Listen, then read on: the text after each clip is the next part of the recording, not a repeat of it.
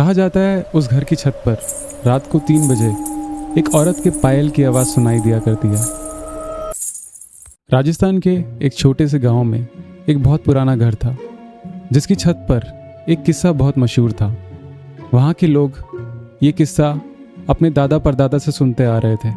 कहा जाता है उस घर की छत पर रात को 3 बजे एक औरत के पायल की आवाज़ सुनाई दिया करती है। हेलो दोस्तों, मेरा नाम है उदित और मैं आपके लिए ऐसी ही कहानियाँ लेकर आता रहता हूँ। और आज की कहानी उसी पुराने घर और उसी छत के ऊपर है जहाँ पर रात के 3 बजे के बाद उस औरत के पायल की आवाज़ सुनाई देती है। उस छत पर उसके पायल की आवाज़ क्यों सुनाई दिया करती थी, इन्हीं सब का जवाब कार्तिक को कई साल बाद अपने गांव वापस लौटने पर मिलने वाला था। तो चलिए इस कहानी की शुरुआत करते हैं। कार्तिक लगभग 5 साल बाद अपने गांव वापस लौट रहा था। उसके दादाजी की मृत्यु के बाद उसके गांव वाला घर काफ़ी खाली हो गया था। उसके चाचा चाची बहुत अकेला महसूस करते थे। उसके गांव वाले घर में उसके चाचा चाची रहा करते थे। कार्तिक अपनी माँ के साथ कुछ दिनों के लिए गांव गया था। गांव में घुसते ही कार्तिक ने आसपास देखा, पतली गलियां, नीम का पेड़ और हवा में मिट्टी की खुशबू। ये सब देख के कार्तिक को अपना बचपन याद आ गया। जैसे ही वह घर के सामने आया, उसने देखा एक बड़ा सा लकड़ी का दरवाज़ा और पास में ही नीम का पेड़ था। ये सब देख के कार्तिक ने सोचा कितने साल हो गए गांव वापस आए हुए, पर उसे क्या पता था कि यहाँ पर उसके लिए एक बहुत डरावना राज इंतज़ार कर रहा है। कार्तिक घर के अंदर घुसा और उसने कमरे में सामान रखा। कमरे में सामान रखने के बाद वो चाचा चाची से मिला। फिर उसकी नज़र छत की ओर गई। उसने देखा कि छत के दरवाजे पर एक बहुत मोटा ताला लगा हुआ था। उसने चाची से पूछा कि चाची, ये छत के दरवाजे पर इतना बड़ा ताला क्यों लगा हुआ है? ये सुनकर चाची पहले तो चुप हो गई और फिर धीरे से बोली कि बेटा, रात को छत पर जाना मना है। उसने कहा कि छत पर जाना क्यों मना है? जिस पर कार्तिक की चाची ने थोड़ा सोचा और बोला कि बेटा, तेरे परदादा जी की मृत्यु के बाद हम में से कोई भी छत पर नहीं जाता। हमें और पूरे गांव को यही लगता है कि तेरे परदादा को किसी चुड़ैल ने धक्का दे दिया था, क्योंकि जब हमने उनका मृत शरीर देखा था तो उनकी गर्दन बहुत बुरी तरह से मुड़ी हुई थी और उनके चेहरे पर इस तरह का खौफ था जैसे उन्होंने बहुत ही भयानक कुछ देखा हो। ये सब सुनकर कार्तिक थोड़ा सा हंस पड़ा और बोला कि चाची, तुम आज के ज़माने में भी इन सब चुड़ैल भूत प्रेतों पर विश्वास करती हो? चाची ने कार्तिक की बात सुनकर बहुत ही गंभीर चेहरा बनाया और कार्तिक को बहुत ही गंभीर स्वर में कहा कि बेटा, कुछ भी हो तुम रात को छत पर मत जाना। कार्तिक ने हल्की सी मुस्कान दी और चाची को बोला ठीक है। उस रात कार्तिक अपने कमरे में ही सोया। उसका कमरा बिल्कुल वैसा ही था जैसा वो बचपन में छोड़कर गया था।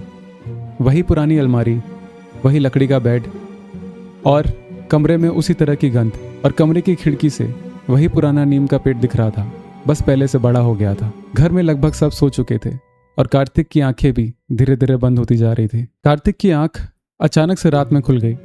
उसने फ़ोन उठाया और समय चेक किया। समय हुआ था रात के 3:01। कुछ पल तक सब कुछ शांत था और फिर एकदम से पायल की आवाज़ आना शुरू हो गई। कार्तिक ने नोटिस किया कि यह आवाज़ छत से आ रही है। उसने सोचा, इतनी रात को छत से पायल की आवाज़ कैसे आ सकती है? उसने इसे इग्नोर किया और वो वापस सोने जा रहा था। जैसे ही वो वापस लेटने जा रहा था, उसे थोड़ी देर में फिर से पायल की आवाज़ सुनाई दी। उसे समझ नहीं आ रहा था कि ये उसका वहम है या सच में छत से आवाज़ आ रही है। उसने फिर भी इसको अपना वहम मानते हुए वापस सोने की कोशिश की। जैसे ही वो वापस सोने जा रहा था, उसे हल्की सी आवाज़ सुनाई दी। उसने उस आवाज़ पर फोकस करने की कोशिश की तो उस आवाज़ ने कहा, कार्तिक। कार्तिक को इस बार आवाज़ बहुत ही साफ सुनाई दी थी। किसी औरत की आवाज़ थी जो उसका नाम पुकार रही थी। पर यह कैसे हो सकता है? कार्तिक थोड़ा सा बौखला गया। उसे लगा कि शायद गांव आने के बाद वो बहुत ज़्यादा थक गया है और इसीलिए उसे ऐसा कुछ आभास हो रहा है। जैसे ही वो ये सब सोच रहा था, उसे फिर से वो आवाज़ सुनाई दी, कार्तिक। अब उसने सोचा कि मैं एक बार जाकर देखता हूँ कि आवाज़ आ कहाँ से रही है। वो अपने रूम से बाहर निकला और सीढ़ियों की तरफ गया, पर जैसे ही उसने सीढ़ियों से होते हुए उस दरवाजे की तरफ देखा तो वो चौंक गया। दरवाजे पर तो मोटा ताला लगा हुआ था। अब वो दरवाज़ा खुला हुआ था, वो हल्का सा खुला हुआ था। छत पर जाते ही उसने देखा कि चांदनी रात थी और बहुत ठंडी हवा चल रही थी। उसने अपनी फ़ोन की टॉर्च ऑन करी और छत पे चारों तरफ घुमाने लगा। उसने देखा कि उसे एक तरफ से फिर से पायल की आवाज़ आ रही है, जैसे कोई औरत छत पर भाग रही हो। उसने उसी दिशा में टॉर्च की और फिर उसे वो नज़र आई। उसने देखा छत के कोने में एक औरत खड़ी थी। उस औरत के कपड़े जगह जगह से फटे हुए थे। उसने एक लाल कलर की साड़ी पहनी हुई थी। उसकी त्वचा एकदम सफ़ेद पड़ी हुई थी। उसकी आंखें बहुत ज़्यादा निराश और गुस्से में नज़र आ रही थी। कार्तिक उसकी तरफ बढ़ने लगा और उसने पूछा, कौन हो तुम? उस औरत ने कोई जवाब नहीं दिया। वो कार्तिक को देखती रही। जैसे ही कार्तिक थोड़ा और नज़दीक आया तो उस औरत ने फिर से बोला, कार्तिक। यह सुनने के बाद कार्तिक के कदम रुक गए और उसने पूछा, तुम मेरा नाम कैसे जानती हो? उस औरत ने अपनी गर्दन बाईं तरफ घुमाई, जैसे वो कुछ इशारा कर रही हो। कार्तिक ने बाएं तरफ देखा और जैसे ही कार्तिक ने वापस देखा, वो औरत उस छत पर नहीं थी। वो वहाँ से गायब हो चुकी थी। जैसे ही वो औरत कार्तिक की आंखों के सामने से एकदम से गायब हो गई, कार्तिक का गला सूख गया। उसे बहुत ज़्यादा डर महसूस हो रहा था।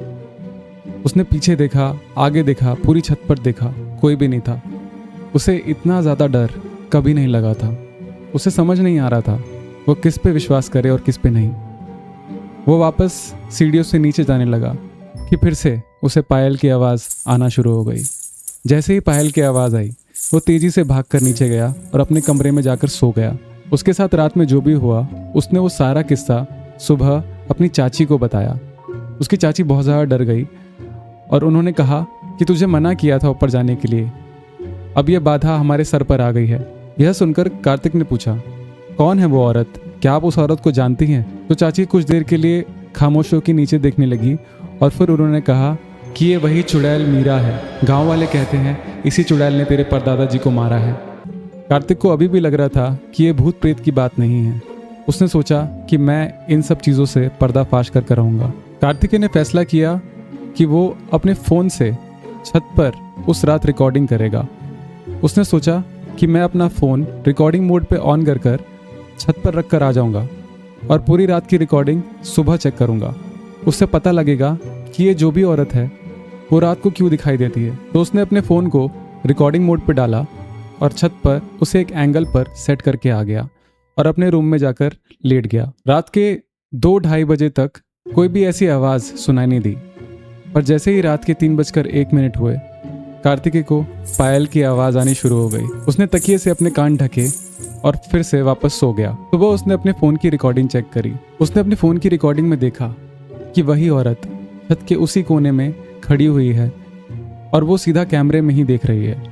वो धीरे धीरे करके कैमरे में आगे आ रही थी, लेकिन कैमरे में वो आगे आते हुए नहीं दिख रही थी। वो हर सेकंड के फ्रेम में अपने आप आगे नजर आ रही थी। जैसे ही वह थोड़ा आगे आई, उसने अपने हाथ से बाईं ओर इशारा किया और फिर वापस अपना हाथ नीचे करके अगले फ्रेम में और आगे आ गई। जब वो बिल्कुल कैमरे के पास आ गई तो कार्तिकेय काफ़ी डर गया। उसने वीडियो को पॉज कर दिया, लेकिन वीडियो अपने आप वापस चालू हो गई, जिसमें उस औरत ने बोला, तुम्हें ढूंढना होगा। जैसे ही उस औरत ने ये बोला, कैमरे की वीडियो ग्लिच होने लग गई और एकदम से वो वीडियो करप्ट होकर ब्लैक हो गई। कार्तिकेय ने डर के फ़ोन नीचे गिरा दिया। उस रात कार्तिकेय बहुत बेचैन था। वह सो नहीं पा रहा था। वो बैठ के सोच रहा था कि ये औरत जिसको ये लोग मीरा कहते हैं, ये मुझे क्या ढूंढने के लिए कह रही थी। वो खिड़की से बाहर देख रहा था और फिर उसने सोने की कोशिश की।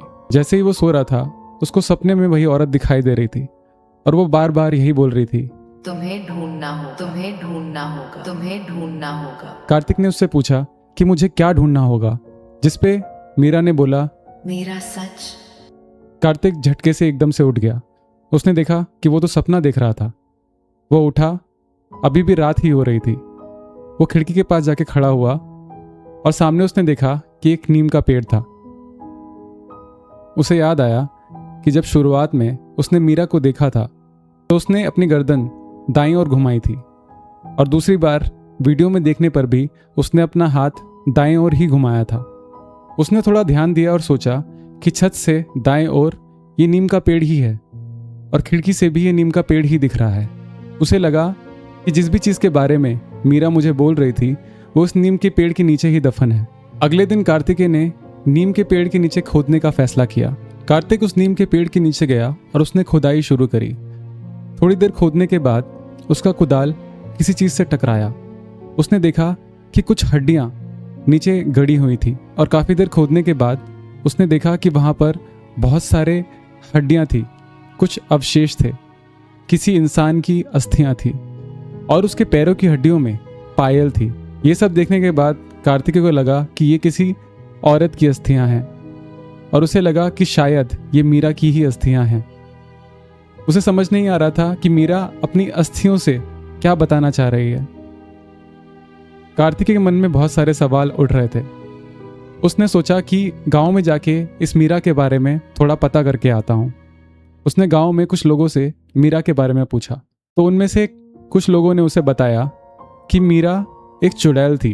तो कार्तिक ने बोला कि ये सब आपको किसने बोला? तो उन लोगों ने बताया कि तुम्हारे परदादा ने ही उसका पर्दाफाश किया था। तुम्हारे परदादा ने यह बताया था कि वो काला जादू किया करती थी और काफ़ी सारे लोगों को उसने मारा भी था। उसके बाद एकदम से वो गांव से गायब हो गई थी और फिर कभी किसी को उसके बारे में पता नहीं चला। कार्तिकेय को ये सब सुन के बहुत अजीब लग रहा था। उसे समझ नहीं आ रहा था कि इस चीज़ पे भरोसा किया जाए या नहीं। वह इसी उलझन में वापस घर आया। उसने मीरा की अस्थियां अपने पास एक कपड़े में बांध कर रख ली थी। कार्तिक अब बहुत सारी उलझनों में था। उसके पास बहुत सारे सवाल थे जिनके जवाब उसको अभी तक नहीं मिले थे। वो इसी उलझन में सोने की कोशिश कर रहा था कि उस रात बाहर से उसे काफ़ी सारी आवाज़ आने लगी, लेकिन इस बार ये पायल की आवाज़ नहीं थी। उसने बाहर जाकर देखा। उसने देखा कि उसके चाचा नींद में चलते हुए छत की ओर जा रहे थे। ऐसा लग रहा था जैसे किसी ने उनको अपने वश में कर लिया हो। उसके चाचा नींद में नहीं चलते थे। उसने अपने चाचा का पीछा किया। उसने देखा कि उसके चाचा छत पर गए और वहां पर उसी कोने में जाकर खड़े हो गए। कार्तिक छत के दरवाजे से ये सब देख रहा था। थोड़ी देर में उसने देखा कि वो औरत वहां पर एकदम से आ गई और उसने उसके चाचा की गर्दन पकड़ ली और उसको हवा में उठा दिया।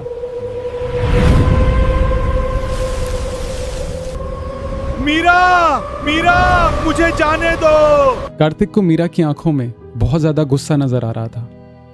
मीरा ने कार्तिक के चाचा को बहुत बुरी तरीके से जकड़ लिया था और हवा में उठा दिया था।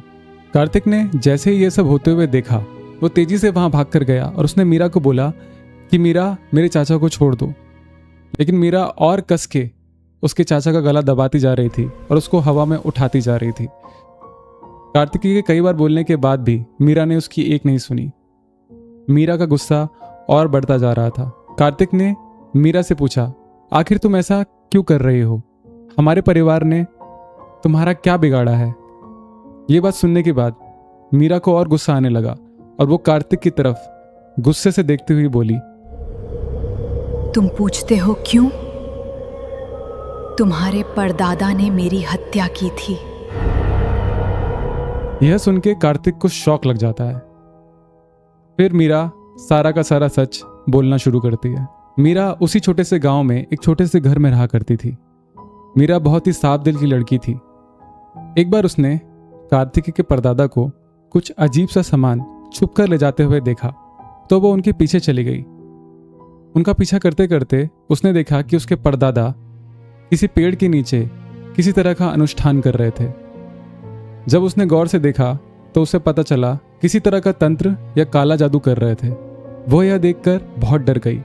वो वापस तेजी से घर भाग गई। घर जाने के बाद उसने ये बात अपने घर वालों से भी कही, लेकिन उसके घर वालों ने उसकी एक नहीं मानी। कार्तिक के परदादा की काफ़ी इज्जत थी। कुछ समय के लिए मीरा ने ये बात अपने तक ही रखी। कई बार उसने कार्तिकेय के परदादा को ये सब सामग्री ले जाते हुए देखा तो उसे डर लगा कि इसकी वजह से गांव वालों को नुकसान भी हो सकता है।